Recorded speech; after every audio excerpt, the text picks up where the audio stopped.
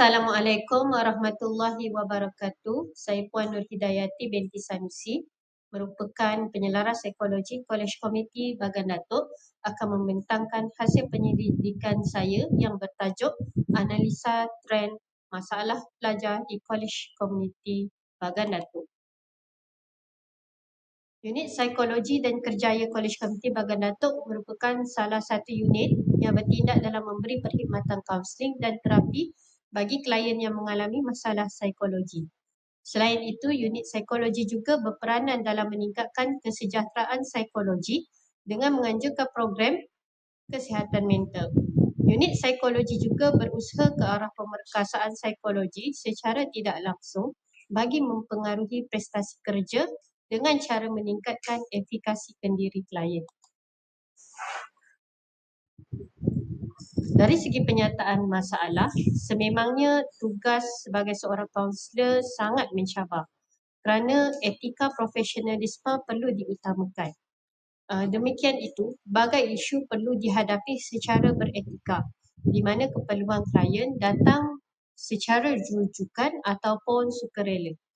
Kadang-kadang teknik switch on dan switch off sangat berguna bagi seorang kaunselor yang profesional. Sifat empati dan catatan rekod adalah keperluan utama dalam proses konsultasi. Dalam kajian analisa ini dapat membantu unit psikologi menilai semula proses kaunseling yang dijalankan dan menambah baik penganjuran program pada masa akan datang. Terdapat beberapa kepentingan kajian dalam kajian kali ini, iaitu yang pertama, ianya dapat menjadi panduan kepada pihak pengurusan kolej komuniti mengenal pasti dan memahami masalah yang dihadapi oleh pelajar supaya pihak pengurusan dapat membina strategi dan program pendidikan yang sesuai untuk memperbaiki keadaan dan memberikan sokongan yang diperlukan kepada pelajar. Yang kedua, dapat membantu meluaskan pengetahuan dan pemahaman tentang keperluan dan cabaran pelajar di kolej komuniti Bagan Datuk. Yang ketiga, dapat memberikan informasi yang berharga kepada pihak pentadbir institusi pendidikan lain yang ingin mengetahui tentang masalah pelajar, terutama yang berkaitan dengan kolej komuniti, supaya pihak pentadbir lain juga dapat membina strategi yang lebih baik untuk menjaga kesejahteraan pelajar dan membantu mencapai objektif pendidikan mereka. Dan yang keempat, ianya dapat memberikan maklumat yang dapat memperbaiki keberkesanan sistem pendidikan di Kolej Komuniti Bagan Datuk. Bagi objektif kajian ini, kajian analisa trend permasalahan ini bertujuan pertama, mengukur kekerapan klien yang menerima sesi bimbingan dan konsultasi mengikut jantina dan program. Yang kedua, mengukur kekerapan sesi bimbingan dan konsultasi dijalankan mengikut bulan. Dan yang ketiga, mengukur kekerapan trend permasalahan mengikut kategori. Data kajian ini hanya melibatkan pelajar sahaja dan tidak termasuk staf.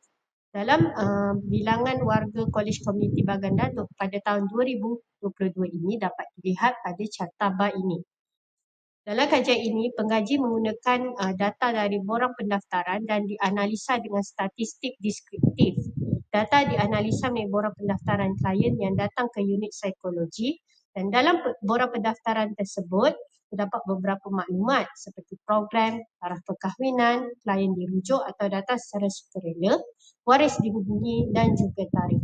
Semua data ini direkod dalam buku kehadiran klien.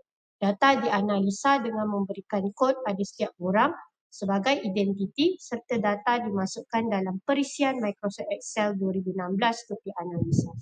Klien yang terlibat dalam analisa trend ini terdiri daripada 193 orang pelajar yang terdiri daripada semester 1 hingga semester 3 dari program CJ Sistem Komputer Rangkaian dan juga program penyelenggara motosikal berkuasa tinggi.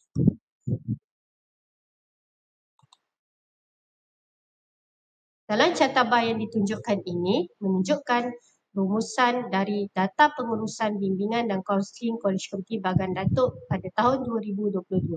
Berdasarkan carta bar tersebut, sebanyak 24 sesi bimbingan kaunseling telah dilaksanakan.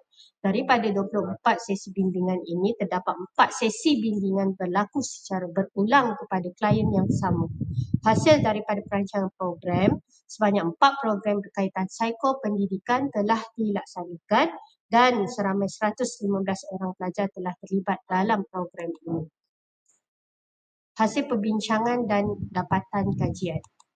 Dalam cartabak ini, menunjukkan jawapan pada soalan yang pertama iaitu berapa kerapkah klien yang menerima sesi bimbingan dan konsultasi mengikut jantina dan program.